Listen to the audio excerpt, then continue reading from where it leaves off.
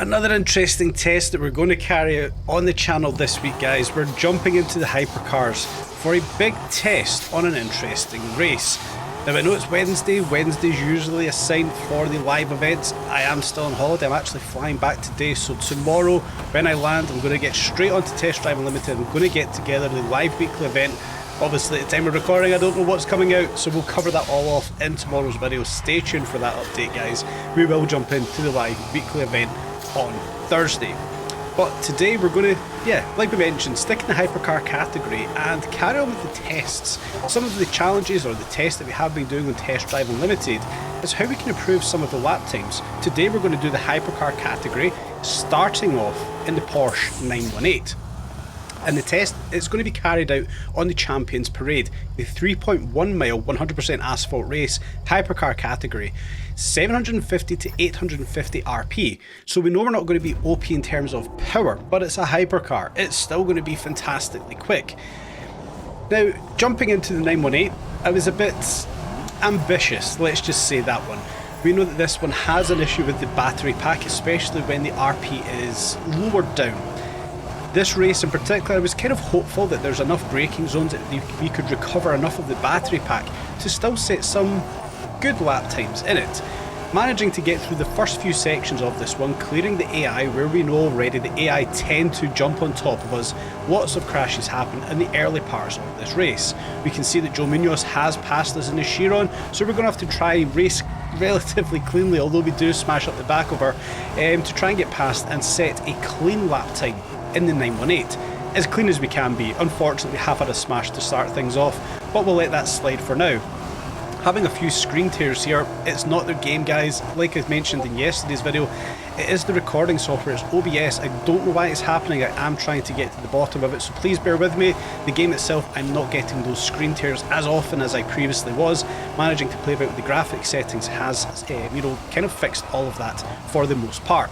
But as we come down through the forecourt section with some screen tears, again apologies, we managed to be relatively clean through that, getting over the little bump coming into the forecourt and getting through the chicane relatively unscathed. We've got another chicane coming up here. Can we get through this one quite clean? Yeah, we're a little bit slow, we brake a little bit late, but we get through the first and the second chicanes fairly clean, trying to set a relatively clean lap time. For some reason I braked a little bit heavy there and we lost a bit of time through that left-hander, but overall we're trying to set the clean normal lap time in the 918, trying to conserve as much of the battery pack as well to see just how much we can kind of harvest and deliver back to the power performance of the 918 through this right-hander. Can we get around it cleanly? We could have probably slid the back end round there, so perhaps we've maybe lost a few seconds being far too clean on this race, but it's all part of the test. We want to set the cleanest normal lap that we possibly can in the 918, then see how we could improve it with some certain aspects of the game. Locking up there, unfortunately crashing into the wall, losing all of our momentum in through the right-hander. Not the cleanest of laps, a little bit scruffy, but it's a normal lap in the 918 without what's going to happen next. Lots of screen tear coming through the alleyway there, guys. I must apologise. It's the recording software. I am looking into it. I'm probably not going to mention that again. But we crossed the line in the 918, obviously winning the race. It's not the hardest of races, but we crossed the line with a 2:21 and we land in 78th place overall. So not the quickest time on the board. We know that. That wasn't the goal of that race. The goal was to get a relatively clean time, a normal time in the 918, landing in 78th place around some interesting cars, the Lotus Evija, the Veyron, the Chiron, the Centenario. So we know we're up there with the rest of the pack with a very clean lap. But what can we do with the 918 to get it even faster? How do we get up to some of these higher times? Now we can see the top 5 is taken from the Lotus Evija, the W Sport is in 6th place, the Fenner Super Sport is a fantastic car. But where are we kind of looking to challenge? Foxhound, a 2:13 up in 18th place. And then that should probably be the challenge here. How do we get up to a 2:13 up into the top 13 places in the 918? What can we do to improve our time? Well, if you watched yesterday's video, which will be linked just above, we understand there's a certain couple of things we can do in the game, and it might be cheating to win, it might be crashing to win, whatever it is, but if we just tank it into some of these walls and let the walls do the turning for us in the 918, not every wall has to be collected like we've seen just there. but there's some braking zones that perhaps we can skip out, smash into the walls, get as much time back as we possibly can, essentially not losing any time through the braking zones. And is it the best way? Is it the quickest way? Is it how a lot of these people are setting the fastest times on many of these circuits? We can already see that we probably have gained quite a few seconds smashing into that very first wall there, getting round past the rest of the AI. It might be the way forward, guys. As we come into the little tight section again, we're smashing into the walls, maybe losing a little bit too much time there, but it doesn't matter. Through the right-hander again, collecting a wall. We don't want to brake too heavy, we want to get as much time back as we possibly can. How are we going to negotiate the forecourt? Well, we do come into it conservatively. I don't think there's a fast way around this one. It's just a tricky little section of the track.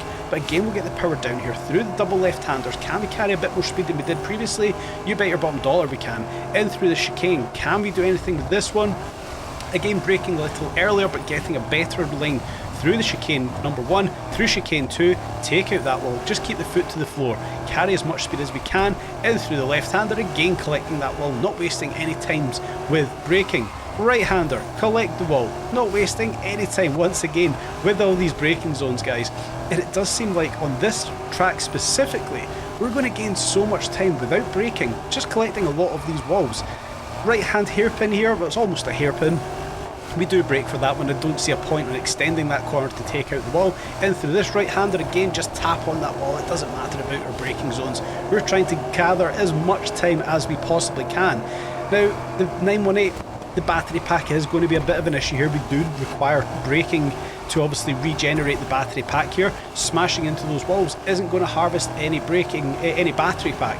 We can see we've actually managed to maintain a fair amount of the battery pack in the 918 as we push forward to cross out the line, getting caught up in that last little jump there. But how much time have we managed to gather?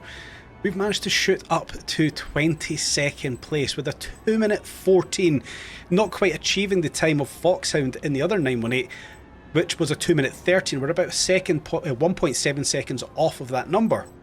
But it does beg the question, is this what everybody is doing in game? Are they just taking out the walls to simply achieve faster lap times? Some interesting times higher up on the board, of course, the Veyron, we know they're frighteningly fast. A Bugatti up in 10th place. Is that our next target? Is the Bugatti any quicker around the Champions Parade for this one? We'll jump into the Bugatti Veyron Super Sport here. First of all, like we did with the 918, we'll set a fast, clean lap time, and then we'll go again, racing a little bit dirtier to see if we can achieve an even faster lap time. Now, I don't think the Chiron again, the Veyron is again the best hypercar rather, for these types of races. It's not the most agile, it's got a lot of understeer, it's probably not best for some of the tighter sections of these tracks, but it's the hypercars I've kind of got to hand, it's the ones I kind of wanted to test out here. Actually managing some of the tighter braking zones in the early part of this race better than what the 918 managed to do. It's a bit weightier as well, it is obviously a heavier car, so it's probably going to achieve better times around, you know, the unsettled parts of this track, I think is the best way to put it, like we just had there. In through the right-hander, trying our hardest to keep it off of that outside wall, into a right-hand braking zone just here. Yeah, we have to tap a little bit of handbrake to get the back end of the Veyron to come round with us as we do come down once again into the fuel station forecourt. Actually getting a little bit unsettled with the bump coming into the forecourt there, and we do have to kind of squirm with this one to get some traction as we do come out of that left-hander. Through this part, yeah, we've actually held that one alright. We've managed to keep it off of the right-hand side wall. Breaking into the chicane here, how do we manage this one? Quite conservatively. We've actually been quite clean through the first chicane, through the second chicane. Again, pretty clean coming through that one, into the last little left-hander here. Not the last left-hander, sorry, into the left-hander we just had there, again quite conservatively coming into that one, as we are into the right-hander there, managing to keep it off of the walls. And that is the aim for this race particular. It's not to be the fastest, it's to set the fastest clean lap time we can with the Veyron without smashing into walls, hopefully without smashing into other racers. Unfortunately, with a little touch with another racer earlier in the race, but we're trying to set a relative fast time, clean time, and we're managing to achieve it so far. Conservative into that right-hander just there, through this big sweeping right-hander, can't be fully keeping off of the walls, we can't, the back end does just step out on us a little bit there with the Veyron, in through that right-hander, just touching that wall, but nothing that's really going to compromise the race that we're kind of trying to achieve here. How is this going to manage through the alleyway, the big wide Veyron? yeah, we back off just a little bit for the early part of it. Lots of screen tear, guys. I have to apologise. We will fix that one, but we do cross the line. What kind of time do we achieve with the Veyron? Well, ironically, we achieve a 2 minute, oh, we don't achieve a 2 minute 14. I actually thought we went faster than we did with the Veyron. We want to try and get a 2 minute 7 to catch up with Max Amax in the other Bugatti Veyron, the highest time up in the port.